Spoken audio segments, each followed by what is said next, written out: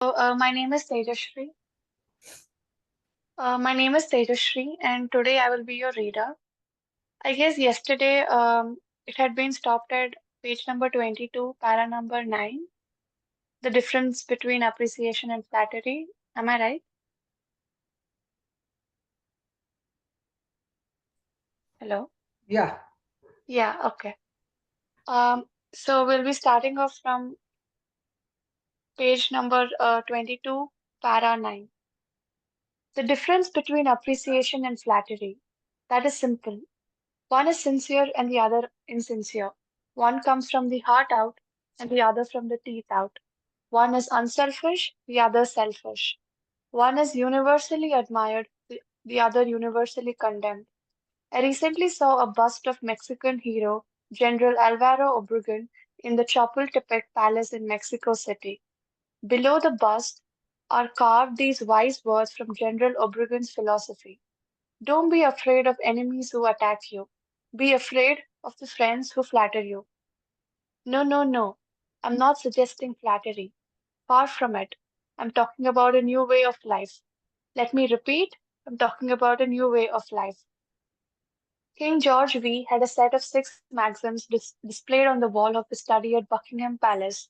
One of these maxims said, teach me neither to proffer nor receive cheap praise. That's all flattery is cheap praise. I once read a definition of flattery that may be worth repeating. Flattery is telling the other person precisely what he thinks about himself. Use what language you will, said Ralph Waldo Emerson. You can never say anything but what you are. If all we had to do was flatter, everybody would catch on and we shall all be experts in human relations. When we are not engaged in thinking about some definite problem, we usually spend about 95% of our time thinking about ourselves. Now, if we stop thinking about ourselves for a while and begin to think of the other person's good points, we won't have to resort to flattery so cheap and false that it can be spotted almost before it is out of the mouth. One of the most neglected virtues of our daily existence is appreciation. Somehow we neglect to praise our son or daughter when he or she brings home a good report card, and we fail to encourage our children when they first succeed in baking a cake or building a birdhouse. Nothing pleases children more than this kind of parental interest and approval. The next time you enjoy filet mignon at the club, send word to the chef that it was excellently prepared. And when a tired salesperson shows you unusual courtesy, please mention it. Every minister, lecturer, and public speaker knows the discouragement of pouring himself or herself out to an audience and not receiving a single ripple of appreciative comment. What applies to professionals applies doubly to workers in offices, shops, in factories, and our families and friends. In our interpersonal relations, we should never forget that all our associates are human beings and hunger for appreciation. It is the legal tender that all souls enjoy. Try leaving a friendly trail of little sparks of gratitude on your daily trips. You will be surprised how they will set small flames of friendship that will be rose beacons on your next visit. Pamela Dunham of New Fairfield, Connecticut, had among her responsibilities on her job the supervision of a janitor who was doing a very poor job. The other employees would jeer at him and litter the hallways to show him what a bad job he was doing. It was so bad, productive time was being lost in the shop. Without success, Pam tried ways to motivate this person. She noticed that occasionally he did a particular good piece of work. She made a point to praise him for it in front of other people. Each day, the job he did all around got better, and pretty soon he started doing all his work efficiently. Now he does an excellent job, and other people give him appreciation and recognition. Honest appreciation got results where criticism and ridicule failed. Hurting people not only does not change them, it is never called for. There is an old saying that I have cut out and pasted on my mirror where I cannot help but see it every day. I shall pass this one maybe once, I shall pass this way but once. Any good, therefore, that I can do, or any kindness that I can show to any human being, let me do it now. Let me not defer nor neglect, for I shall not pass this way again. Emerson said, every man I meet is my superior in some way. In that, I learn of him. If that was true of Emerson, isn't it likely to be 1,000 times more true of you and me? Let's cease thinking of our accomplishments, our wants. Let's try to figure out other person's good points. Then forget flattery. Give honest, sincere appreciation. Be hearty in your approbation and lavish in your praise. And people will cherish your words and treasure them and repeat them over a lifetime. Repeat them after years after you have forgotten them. So that was principle one. Principle two is give honest, yes, give honest and sincere appreciation is what we can, is the takeaway from this chapter, I believe. Um, Moving on to the next chapter. He who can do this has the whole world with him. He who cannot walks a lonely way. I often went fishing up in Maine during the summer. Personally, I'm very fond of strawberries and cream, but I have found that for some strange reason, fish prefer worms. So I went fishing. I didn't think about what I wanted. I thought about what they wanted. I didn't bait the hook with strawberries and cream. Rather, I dangled a worm or a grasshopper in front of the fish and said, wouldn't you like to have that? Why not use the same common sense when fishing for people? That is what Lloyd George, Great Britain's Prime Minister during World War I, did. When someone asked him how he managed to stay in power after the other wartime leaders, Wilson, Orlando, and Clement had been forgotten, he replied that if his staying on top might be attributed to any one thing, it would be to his having learned that it was necessary to bait the hook to suit the fish. Why talk about what we want? That is childish, absurd. Of course, you're interested in what you want. You're eternally interested in it, but no one else is. The rest of us are just like you. We are interested in what we want. So, the only way on earth to influence other people is to talk about what they want and show them how to get it. Remember that tomorrow, when you're trying to get somebody to do something, if, for example, you don't want your children to smoke, don't preach at them. Don't talk about what you want, but show them that cigarettes may keep them from making the basketball team or winning the 100-yard dash. This is a good thing to remember, regardless of whether you're dealing with children or calves or chimpanzees. For example, one day Rolf Waldo Emerson and his son tried to get a calf into the barn, but they made the common mistake of thinking only of what they wanted. Emerson pushed and his son pulled, but the calf was doing just what they were doing. He was thinking of only what he wanted, so he stiffened his legs and stubbornly refused to leave the pasture. The Irish housemaid saw their predicament. She couldn't write essays and books, but on this occasion at least, she had more horse sense or calf sense than Emerson had. She thought of what the calf wanted. So she put her maternal finger in the calf's mouth and let the calf suck her finger as she gently led him into the barn. Every act you have ever performed since the day you were born was performed. Excuse me.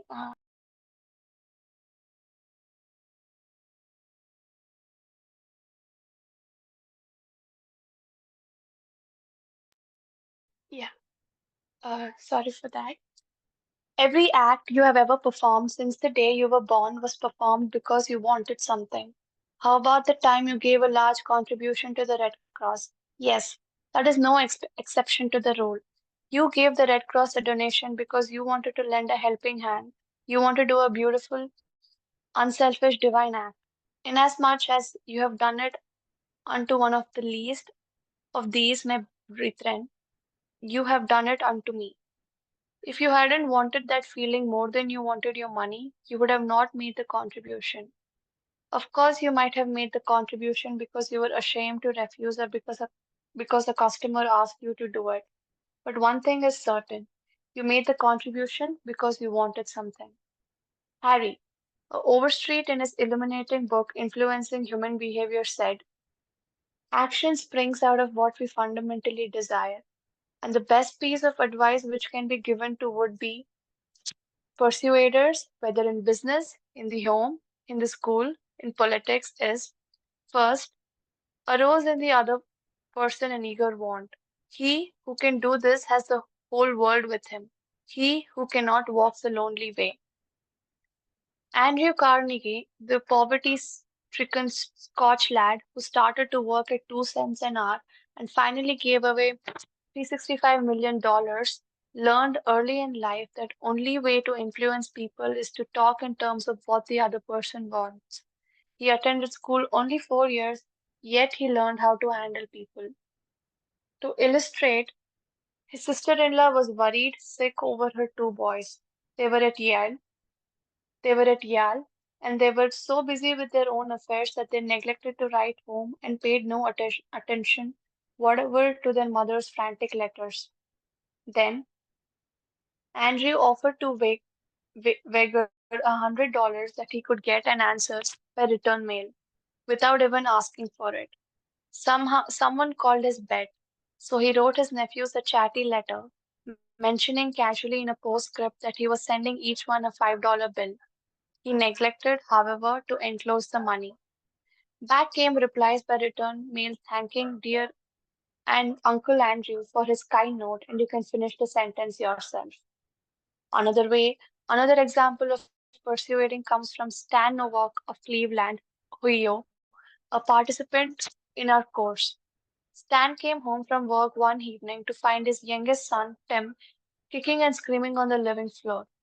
He was to start kindergarten the next day and was protesting that he would not go. Stan's normal reaction would have been to banish the child to his room and tell him he would just better make up his mind to go. He had no choice.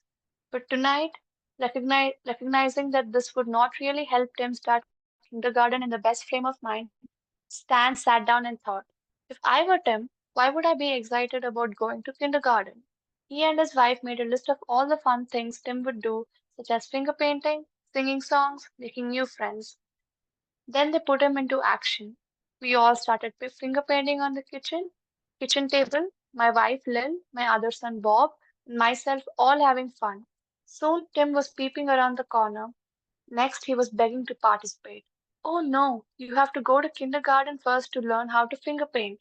With all the enthusiasm I could muster, I went through the list, talking in terms he could understand, telling him all the fun he would have in kindergarten.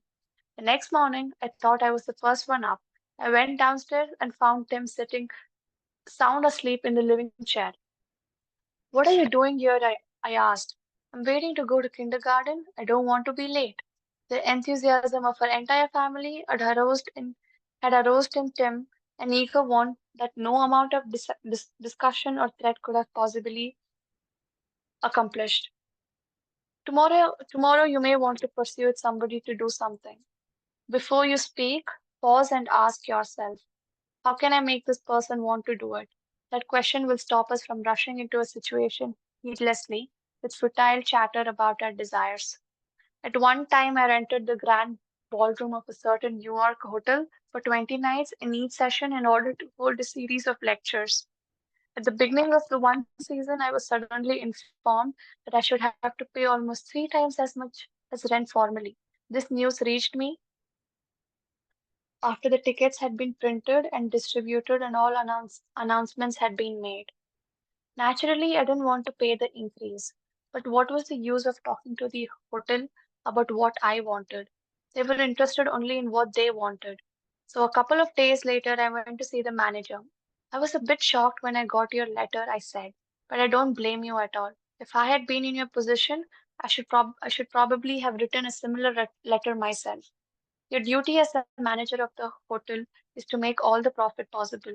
If you don't do that, you'll be fired and you ought to be fired. Let's take a piece of paper and write down the advantages and disadvantages that will accrue to you if you insist on this increase in rent. Then I took a letterhead and ran a line through the center and headed one column advantages, and the other column disadvantages. I wrote down under the head advantages these words ballroom free, and I went on to say, you will have the advantage of having the ballroom free to rent for dances and conventions. That is a big advantage for affairs like that will pay you much more than you can get for a series of lectures. If I tie your ballroom up for 20 nights during the course of the season, it is sure to mean a loss of some very profitable business to you. Now, let's consider the disadvantages. First, instead of increasing your income from me, you're going to decrease it. In fact, you're going to wipe it out because I cannot pay the rent you're asking. I shall be forced to hold these lectures at some other place. It's another disadvantage to you also. These lectures attract crowds of educated and cultural people to your hotel. That is good advertising for you, isn't it? In fact, if you spent $5,000 advertising in the newspapers, you couldn't bring as many people to look at your hotel as I can bring by these lectures. That is worth a lot to a hotel, isn't it? As I talked, I wrote these two disadvantages under the proper heading and handed the sheet of paper to the manager saying, I wish you could carefully consider both the advantages and disadvantages that are going to accrue to you and then give me your final decision. I received a letter next day informing that my rent would be increased only 50% instead of 300%. Mind you, I got this reduction without saying a word about what I wanted. I talked all the time about what the other person wanted and how he could get it. Suppose I had done the human natural thing. Suppose I had stormed into his office and said, what do you mean by raising my rent 300% when you know the tickets have been printed and the announcements made? 300%. Ridiculous. Absurd. I won't pay it. What would have happened then? An argument would have begun to steam and boil and sputter, and you know how arguments end. Even if I had convinced him that he was wrong, his pride would have made it difficult for him to back down and give it in. Uh, give it in. Here is one of the best bits of advice ever given about fine art of human relationships. If there is any one secret of success, said Henry Ford, it lies in the ability to get the other person's point of view and see things from the person's angle as well as from your own. That is so good. I want to repeat it. If there's any secret of success, it lies in the ability to get the other person's point of view and see things from that person's angle as well as from your own. That is so simple, so obvious, that anyone ought to see the truth of it at a glance.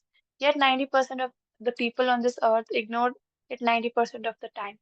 An example, look at the letters that came across your desk tomorrow morning, and you will find that most of them violate the important canon of common sense. Take this one, a letter written by the head of the radio department of an advertising agency with offices scattered across the continent. This letter was sent to the manager of the local radio stations throughout the country. I have sent down in brackets my reactions to each paragraph. Mr. John Blank, Blankwell, Indiana. Dear Mr. Blank, the company desires to retain its position in advertising agency leadership in the radio field. Who cares what your company desires? I'm worried about my own problems. The bank is foreclosing the mortgage on my house. The bugs are destroying in the hollyhocks. The stock market tumbled yesterday. I missed the 8:15 this morning. I wasn't invited to the Jones dance last night. The doctor tells me I have high blood pressure and neuritis and dandruff. Then what happens?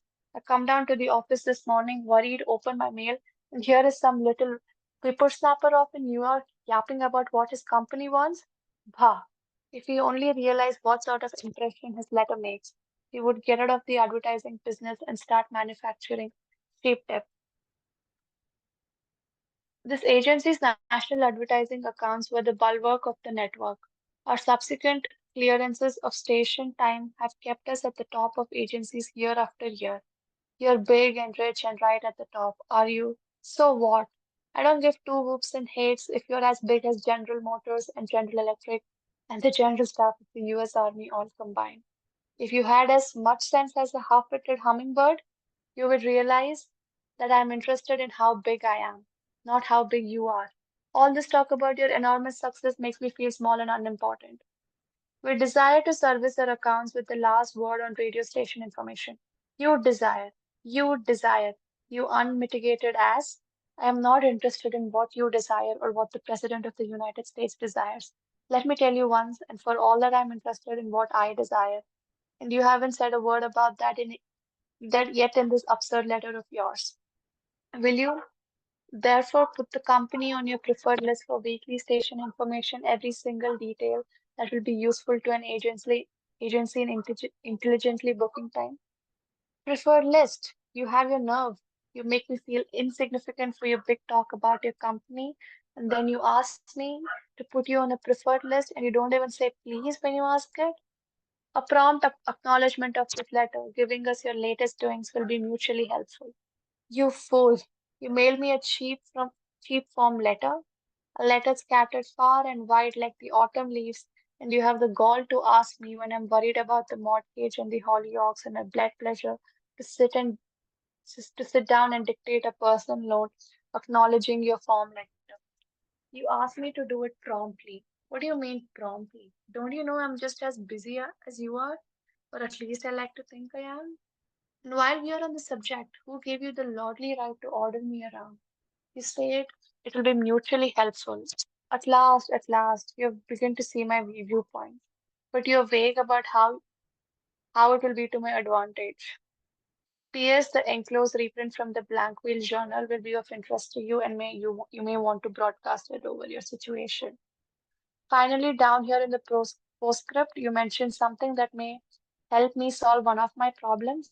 Why didn't you begin your letter with, what's the use? Any advertising man who is guilty of perpetrating such drivel as you have sent me has something wrong with his medulla oblongata. You don't need a letter giving your latest doings. What you need is a quart of iodine in your thyroid gland. Now, if people who devote their lives to advertising and who pose as experts in the art of influencing people to buy, if they write a letter like that, what can we expect from the butcher and baker or the auto mechanic? Here is, a, Here is another letter written by the superintendent of a large freight terminal to a student of his course, Edward Vermeulen. What effect did this letter have on the man to whom it was addressed? Read it and then I'll tell you. So, A. Zerica Sons Inc., 28 Front St. Brooklyn, New York, 11201. Attention, Mr. Edward Vermeulen. Gentlemen, the operations at our outbound rail receiving are handicapped because a material percentage of the total business is delivered us in the late afternoon.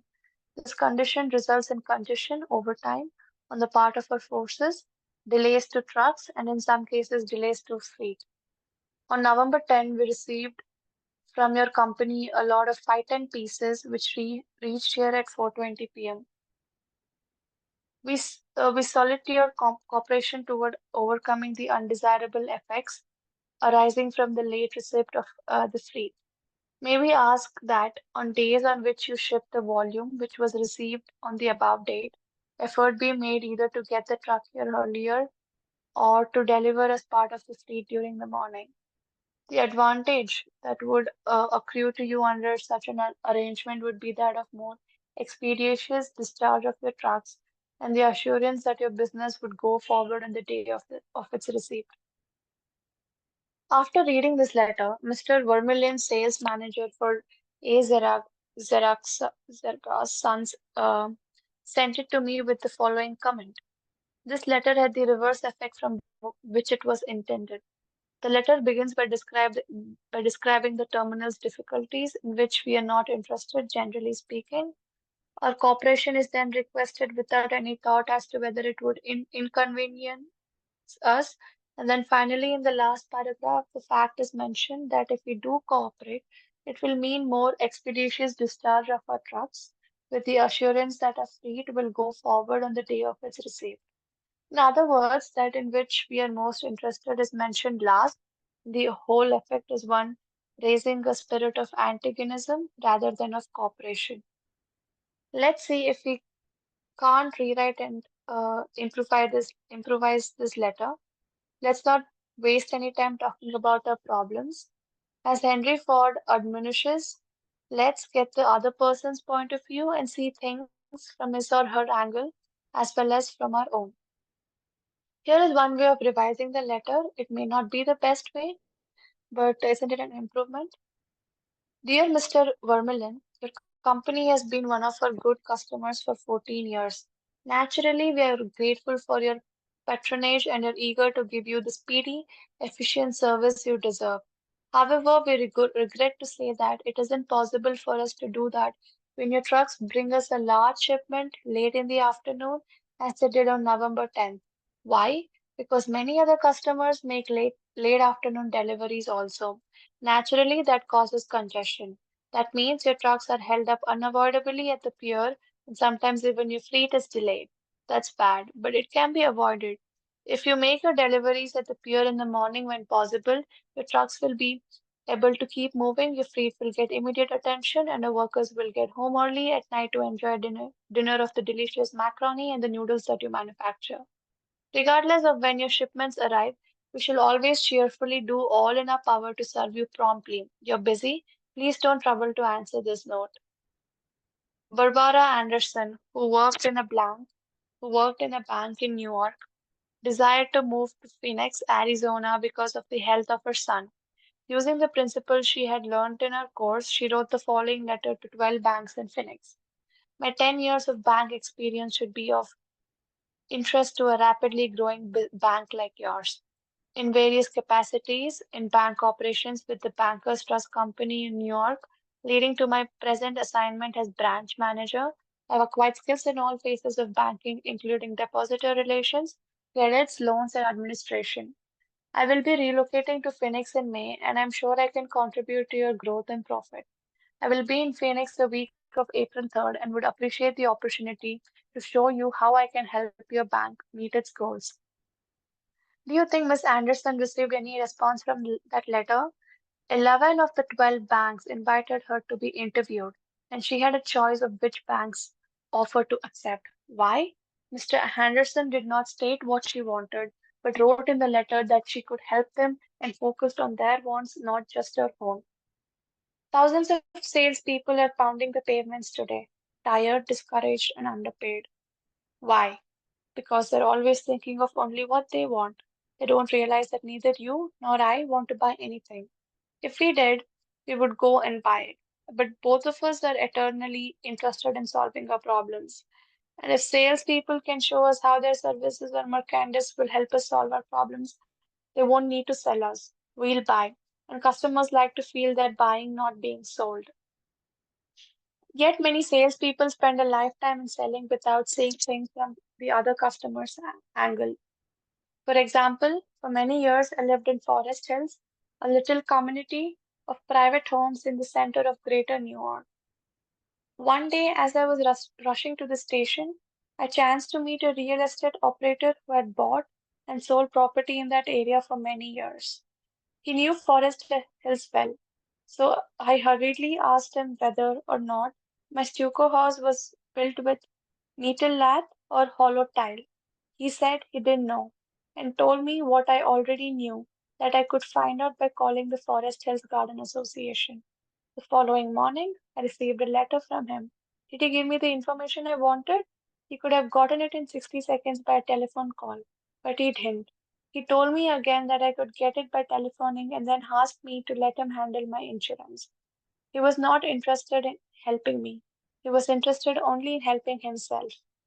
J. Howard Lucas of Birmingham, Alabama, tells how two salespeople from the same company handle the same type of situation.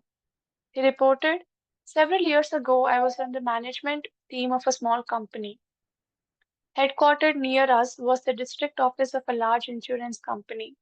Their agents were assigned territories, and our company was assigned to two agents, whom I shall refer to as Carl and John. One morning, Carl dropped by our office and casually mentioned that his company had just introduced a new life insurance policy for executives and thought we might be interested later on. And he would get back to us when he had more information on it. The same day, John saw us on the sidewalk while returning from a coffee break and he shouted, "Hey Luke, hold up. I have some great news for your fellows." He hurried over and very excitedly told us about an executive life insurance policy his company had introduced that very day. It was the same policy that Carl had casually mentioned. He wanted us to have one of the first issued. He gave us few important facts about the coverage and ended saying, "The policy is so new.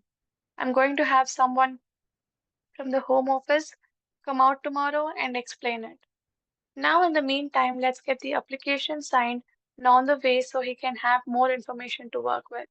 His enthusiasm arose in us as an eager want for this policy, and even though we still did not have the details, when they were made available to us, they confirmed John's initial understanding of the policy, and he not only sold each of us a policy, but later doubled our coverage.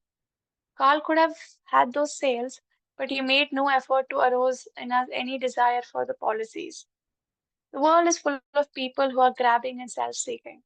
So the rare individual who unselfishly tries to serve others has an enormous advantage. He has little competition.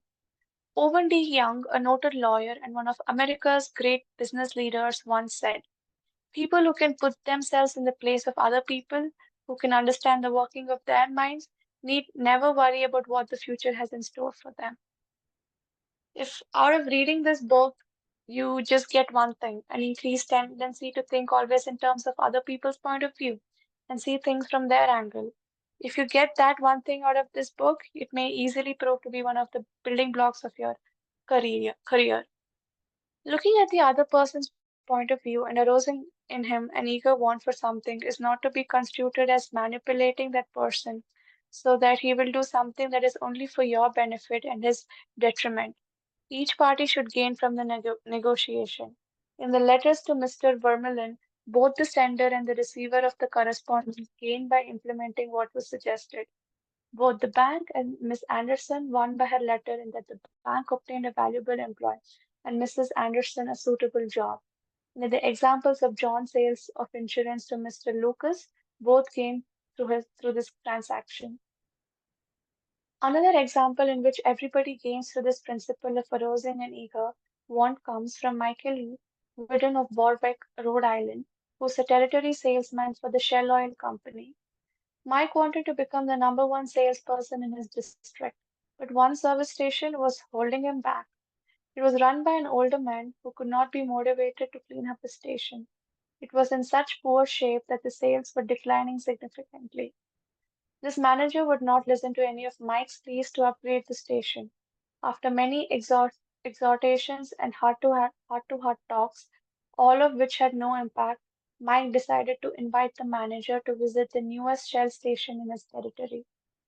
The manager was so impressed by the facilities at the new station that when Mike visited him the next time, the station was cleaned up and had recorded a sales increase. This enabled Mike to reach the number one spot in his district. All his talking and discussion hadn't helped, but by arousing an eager want in the manager, by showing him the modern station, he had accomplished his goal, and both the manager and Mike benefited. Most people grow through college and learn to read Virgil and master the mysteries of calculus without ever discovering how their own minds function. For instance, I once gave a course in effective speaking for the young college graduates who were entering the employ of the Career Corporation, the large air conditioner manufacturer.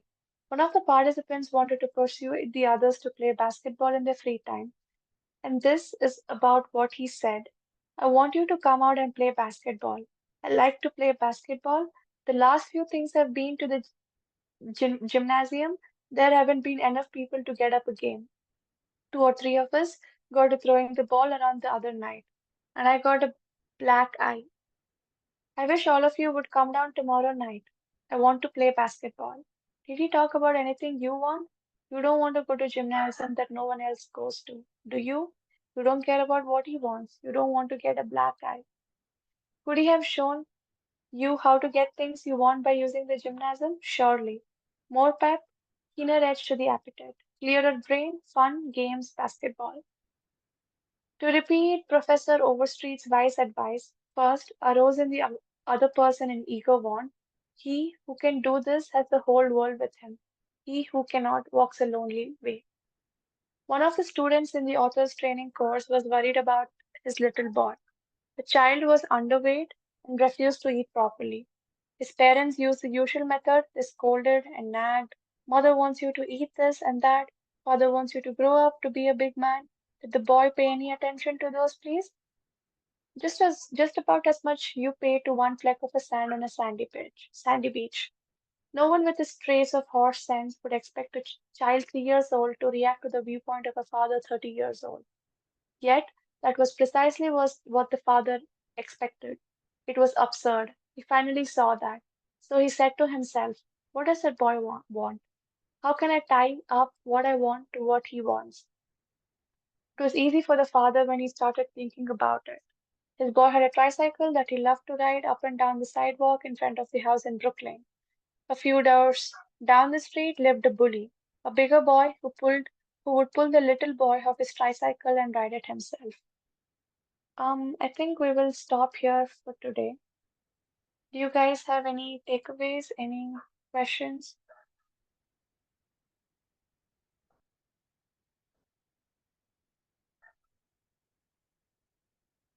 Or do you want me to continue reading?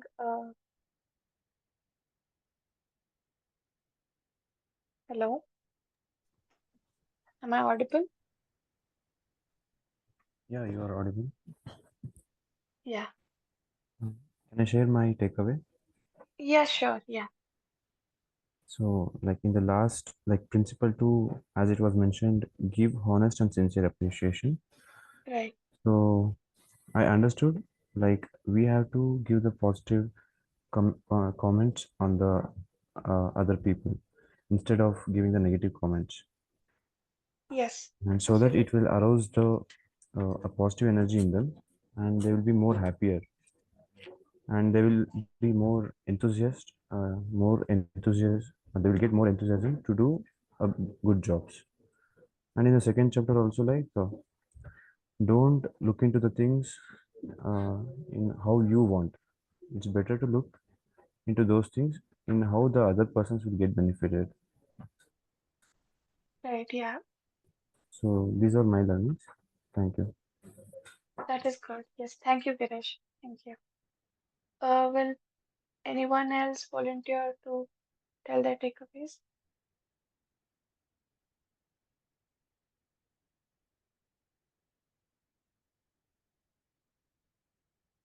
Good evening, ma'am. Yes. Actually, Yes. I feel like I came the thought of what Girish said. When we finding positives from others, it helps to grow. Nushika, can you be a little louder? We can't hear you. Yeah. Yes, ma'am. Now, ma'am. Oh, little Hello. better, I think. Yeah. Thank you, ma'am. I came the thought in Girish. What is Girish said? Finding a positive from others, it helps to thinking positive each other. When we finding faults of others like negative thinking, negative thoughts from others, it always grow negative from our mind also. So when finding a positive thing from others, we also find ourselves a positiveness. So I came this thought like always we be positive, better than the finding the faults of others. Right. Yeah. So, yes. So to find positivity in others, it's better than think negative of them. Right. Um, from the next chapter, from the next principle. Hello. Yeah, yes, you're audible.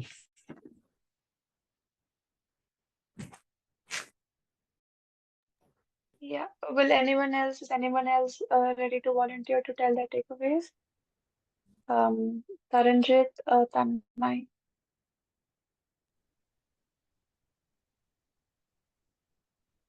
And I have one more request Yeah, to the sure. Shima. Yeah. Like, like you are giving time to us, and you are working for us. So can you please introduce yourself so that we'll get to Yeah, know? sure. Mhm. Yeah, yeah, I understand. So, you don't have to call me ma'am. I'm just an 18-year-old still.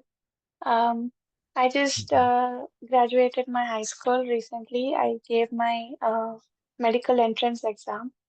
I'll be joining college this year. Yeah, I'll be starting in from October onwards. Yeah. Okay. Mm. I'm from Bangalore itself. I've been staying in the city for since 18 years. Yeah. Mhm. What about you? I'm also from Bangalore. Okay. Um, I'm in the final year engineering. Okay. Yeah. Okay. And why I said this, like why I asked is, like sometimes Mm-hmm. it brings motivation to us. Like you're reading so nice that even we feel Yeah. like we also Mm. want to read like that. No, everybody will learn on the way. It's just like it's just with Yeah. practice and yeah, And that's also one point. And another is we want to know about the reader. That's all. yeah, got it. Yeah, I understood that. Yeah. Mm.